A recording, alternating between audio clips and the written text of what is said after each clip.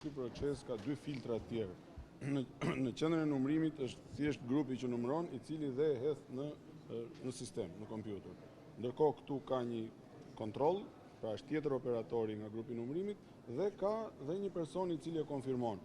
Dhe përsëri në këtë lloj presioni në mungesë presioni dhe këtu kemi pas raste të gabimit. Mendoni në qendrën e numërimit në orën 2 të natës kur hidhen procesverbalet. Pra, duhet të jemi shumë kujdesshëm para se deklarojmë që komisionerët kanë trafikuar apo kanë vjedhur vota, sepse këto kanë qenë gabime në invers, të cilat kur ndodhin në një situatë si kjo e pallatit me kondicioner dhe me orare me 2 turne, mendoni në situatën e një qendre numërimi. Pra nuk duhet nxitohemi. Pra deri në 280 vota më shumë nga se i takojnë si rasti Ervin Hoxhës është një gabim njerëzor. Për të kuptuar 280 votat apo 100 vota diku tjetër. Keni parasysh fletën e Tiranës. Emrat e kandidatëve janë të pandara me kuadrate, siç mbase do duhet të ishin. Kjo ka kaluar për efekt, ndoshta është problemet që lidhen me madhësinë e fletës, konfigurimi mund të ishte bërë ndryshe apo votimi numerik, ne nuk i zgjidhim dot sot këto. Por nëse shikoni emrat dhe duke parë tipologjit e votimit, ka njerëz që mund të kenë bërë gabime, në mënyra se ka vlerësuar një grup ndryshon nga tjetri, dhe në 1200 kuti, pse kanë lëvizur 200 vota, një këtu, një atje, nuk flitet për trafikim votash. Duhet kuptojmë një gjë tjetër, që po të vini re, shifrat janë më të larta të ata kandidatë që kanë marrë më shumë vota. Pra, ata që kanë marrë më shumë vota, pra duket që është proporcionalitet gabimi dhe jo i qëllimshëm. Sepse nëse do kishte trafikim votash, to shifrat e mëdha do ishin ke kandidatë që kanë marrë realisht pak vota. Ndërkohë që nuk lëviz as 1% tek kandidatët. Pra tregon që është brenda marshit gabimit dhe nuk janë 280 vota nga i njëjti grup numërimi në disa qendra votimi.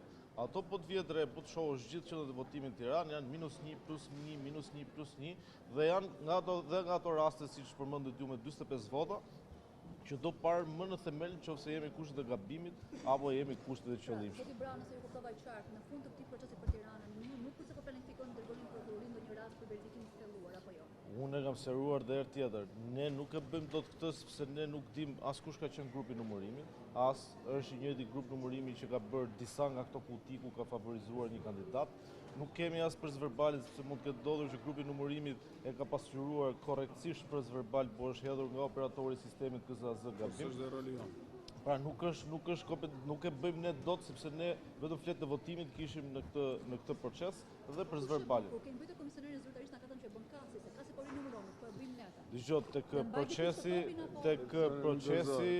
dëgjoj, se duhet kemi parasysh një gjë, këto janë të gjitha publike dhe prokuroria ka gjithë mundësinë që të nisë hetime dhe kryesisht, se ndjenin time prokuroria nis shpesh herë hetime kryesisht, kështu që le të marrë të hapi tabelën e rezultateve të KQZ-ja dhe nëse i mbushet mendja që një qendër votimi ka trafikim manipulim votash, mund të nisi kryesisht kërkoj kutinë e materialit zgjedhor, sepse pa hapur kutinë e materialit zgjedhore, pa hapur të gjitha kutitë dhe të gjitha procesverbalet është pamundur që ne të krijojmë bindjen a jemi kushtet një vepre penale apo jo. Zoti Bravo, keni qenë shënjesë të akuzave nga kandidatët për një lloj vlerësimi këtë dyshim që mund të keni bërë fletës së votimit, por ka disa raste në fakt që ngrenë disa pikpyetje, si për shembull ka pasur fletë votimi ku nuk është quajtur e vlefshme për kandidatët në rast se X-i ka qenë për bri emrit por jo në kuadrat, por keni quajtur të vlefshme një fletë votimi për një subjekt zgjedhor që ka pasur shënim në të, pavarësisht se vullneti dukej qartë se për të ishte shprehur. A është një standard të dyfisht i vlerësimit? Në mënyrë se ma bërë pyetjen, më duk sigur e kishin personalisht me mua kandidatët. Nuk është vendimarrja ime, është e Kasit dhe ka qenë vendimarrje 5-0. Por duhet kemi parasysh diçka. Nuk bëhet fjalë për kryqe të tilla të vendosura në mënyrë që duket qartë shprehja e vullnetit. Ne kemi dhe duhet kemi të parasysh dhe diçka tjetër. Kur është marrë ky vendim, ne nuk e dinim se kush kandidat do kishte më shumë kryqe anash mbi emrit sesa një tjetër. Pra ka qenë një vendimarrje. Unë e kam sqaruar që të bazohej në objektivitet vlerësimi. Fleta e votimit e Tiranës i ka shumë afër emrat dhe kushdo që ka votuar e di sa afër janë emrat. Tani ne nuk mund të bëjmë inxhinieri topografike që të përcaktojmë kryqi është më afër mbi emrit njërit kandidat apo kandidatit tjetër. Dhe bufi, për shembull, vota me emrin me shkruar bufi sipër, është një votë që kasi vlerësohet ishte e vlefshme. Kur mund të jetë një votë lehtësisht e identifikueshme së paku. Mund të ishte edhe ylle bufi, por aty ka pasur sharje, të cilat ne kemi zgjedhur mos të njohim votat vlefshme. Po pse bufi nuk është sharje sipas jush është votë vlerësuar për Partinë Socialiste? Keni parasysh që kjo nuk është shkencë eksakte. Për ne ka pasur rëndësi, si kundër përnumëruesit, janë ata që kanë vlerësuar në raste të ralla, kur dy rinumëruesit kanë pasur nuk kanë qenë dakord, kanë ardhur, kanë pyetur te ne. Mbasi këtu kanë kaluar 500.000 vota, nuk i vlerësuam ne të gjitha, që ta kuptoj publiku.